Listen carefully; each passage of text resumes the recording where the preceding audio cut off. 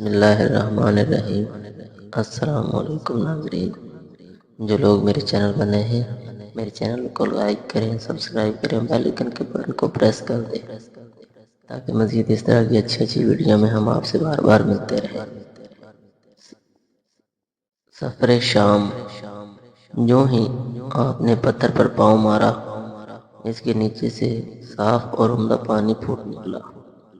انہوں نے ایسا پانی پہلے کبھی نہیں پیا۔ خوب سیر ہو کر دیا۔ پھر انہوں نے پوچھا، بھتیجے کہ آپ سیر ہو چکے؟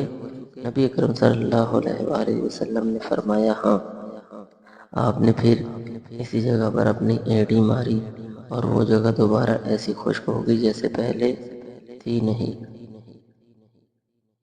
حضور اکرم صلی اللہ علیہ وآلہ وسلم چند سال اپنے دوسرے چچا زبیر بن عبد المطلب کے ساتھ بھی رہے تھے۔ اس زمانے میں ایک مرتبہ حضور پاک صلی اللہ علیہ وآلہ وسلم اپنے ان چچا کے ساتھ ایک قافلے میں یمن تشریف لے جا رہے تھے۔ راستے میں ایک وادی سے گزر ہوا۔ اس وادی میں ایک سرکش اونٹ رہتا تھا۔ گزرنے والوں کا راستہ روک لیتا تھا، مگر جو ہی اس نے نبی اکرم صلی اللہ علیہ وآلہ وسلم کو دیکھا تو فوراً بیٹھ گیا اور زمین سے اپنی چھاتی رگڑنے لگا۔ اپنے پاؤں اونٹ سے اتر کر اس پر سوار ہو گئے۔ اب وہ اونٹ آپ کو لے کر چلا اور وادی کے پار تک لے گیا۔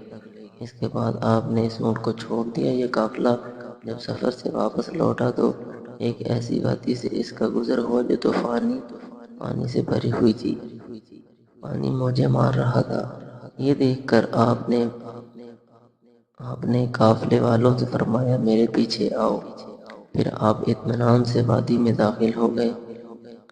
باقی لوگ بھی آپ کے پیچھے تھے۔ اللہ تعالیٰ نے اپنی قدرت سے پانی خشک کر دیا اور آپ پورے قافلے کو لے کر پار ہو گئے۔ قافلہ مکہ پہنچا تو لوگوں نے یہ حیرت ناک واقعات بیان کیے۔ لوگ سن کر بول اٹھے، اس لڑکے کی تو کچھ شان ہی نرالی ہے۔ ابن ہشام لکھتے ہیں، بنو لہب کا ایک شخص بہت بڑا قیافہ شناس تھا، یعنی لوگوں کی شکل و صورت دیکھ کر ان کے حالات اور مستقبل کے بارے میں اندازہ لگایا کرتا تھا۔ مکہ آتا تو لوگ اپنے بچوں کو اس کے پاس لاتے، وہ انہیں دیکھ دیکھ کر ان کے بارے میں بتاتا۔ ایک بار یہ آیا تو ابو طالب آپ کو بھی اس کے پاس لے گئے اور اس وقت آپ ابھی 9 عمر لڑکے ہی تھے۔ قیافہ شناس نے آپ کو ایک نظر دیکھا، پھر دوسرے بچوں کو دیکھنے لگا۔ فارغ ہونے کے بعد اس نے کہا، اس لڑکے کو میرے پاس لاؤ۔ ابو طالب نے یہ بات محسوس کر لی تھی کہ قیافہ شناس نے ان کے بھتیجے کو عجیب نظروں سے دیکھا ہے، لہذا وہ آپ کو لے کر وہاں سے نکل آئے تھے۔ جب قیافہ شناس کو معلوم ہوا کہ آپ وہاں موجود نہیں تو وہ چیخنے لگا، تمہارا برا ہو، اس لڑکے کو میرے پاس لاؤ جسے میں نے ابھی دیکھا ہے۔ اللہ کی قسم وہ بڑی شان والا ہے۔ ابو طالب نے نکلتے ہوئے اس کے الفاظ سن لیے تھے۔ ابو طالب نے تجارت کی غرض سے شام جانے کا ارادہ کیا۔ نبی اکرم صلی اللہ علیہ وآلہ وسلم نے بھی ساتھ جانے کا شوق ظاہر فرمایا۔ بعض روایات میں آیا کہ آپ نے جانے کے لیے خاص طور پر فرمائش کی۔ ابو طالب نے آپ کا شوق دیکھ کر کہا، اللہ کی قسم میں اسے ساتھ ضرور لے جاؤں گا۔ نہ یہ کبھی مجھ سے جدا ہو سکتا ہے، نہ میں کبھی اپنے سے جدا کر سکتا ہوں۔ ایک روایت میں یوں آیا ہے، آپ نے ابو طالب کی اونی کی لگام پکڑ لی اور فرمایا، چچا جان، آپ مجھے کس کے پاس چھوڑے جا رہے ہو؟ میری نہ ماں ہے نہ باپ۔ اس وقت آپ کی عمر مبارک 9 سال تھی۔ آخر ابو طالب آپ کو ساتھ لے کر روانہ ہوئے۔ آپ کو اپنی اونی پر بٹھایا۔ راستے میں عیسائیوں کی ایک عبادت گاہ کے پاس ٹھہرے۔ خانقاہ کے راہب نے نبی اکرم صلی اللہ علیہ وآلہ وسلم کو دیکھا تو چونک اٹھا۔ اس نے ابو طالب سے پوچھا، یہ لڑکا تمہارا کون ہے؟ انہوں نے فرمایا، یہ میرا بیٹا ہے۔ یہ سن کر راہب نے کہا، یہ تمہارا بیٹا نہیں ہو سکتا۔ یہ سن کر ابو طالب بہت حیران ہوئے، بولے، کیا مطلب؟ کیوں یہ میرا بیٹا کیوں نہیں ہو سکتا؟ اس نے کہا، یہ ممکن ہی نہیں، اس لڑکے کا باپ زندہ ہو، یہ نبی ہے۔ مطلب یہ تھا کہ ان میں جو نشانیاں ہیں وہ دنیا کے آخری نبی کی ہیں، اور ان کی ایک علامت یہ بھی ہے کہ وہ یتیم ہوں گے، ان کے باپ کا انتقال اسی زمانے میں ہو جائے گا جب کہ وہ ابھی پیدا ہونے والا ہوں گے۔ اس لڑکے میں آنے والے نبی صلی اللہ علیہ وآلہ وسلم کی ایک نشانی یہ ہے کہ بچپن میں ان کی والدہ کا بھی انتقال ہو جائے گا۔ اب ابو طالب نے اس راہب سے پوچھا، نبی کیا ہوتا ہے؟ راہب نے کہا، نبی وہ ہوتا ہے جس کے پاس آسمان سے خبریں آتی ہیں اور پھر وہ زمین والوں کو ان کی اطلاع دیتا ہے۔ تم یہودیوں سے اس لڑکے کی حفاظت کرنا۔ اس کے بعد ابو طالب وہاں سے آگے روانہ ہوئے۔ راستے میں ایک اور راہب کے پاس ٹھہرے۔ یہ بھی ایک خانقاہ کا عابد تھا۔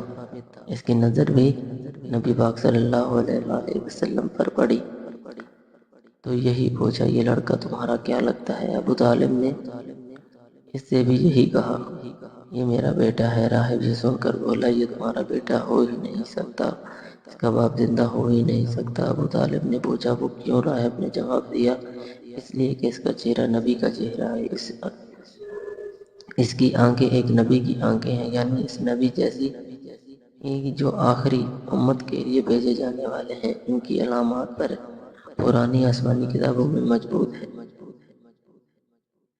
اس کے بعد یہ قافلہ روانہ ہو کر بصرہ پہنچا۔ یہاں بحیرہ نام کا ایک راہب اپنی خانقاہ میں رہتا تھا۔ اس کا اصل نام جرجیس تھا۔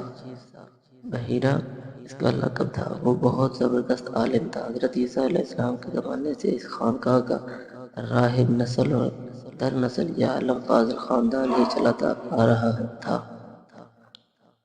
اس شخص نے اس زمانے میں ان کا بہت سب سے بڑا عالم بحیرہ تھا۔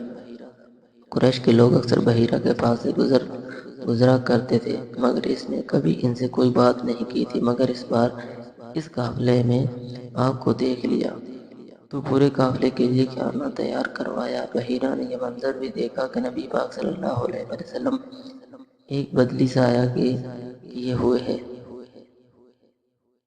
جب یہ قافلہ ایک درخت کے نیچے آ کر ٹھہرا تو اس نے بدلی کی طرف دیکھا۔ وہ اب اس درخت پر سایہ ڈال رہی تھی اور اس درخت کی شاخیں اس طرف جھک گئی تھی جدھر نبی پاک صلی اللہ علیہ وآلہ وسلم موجود تھے۔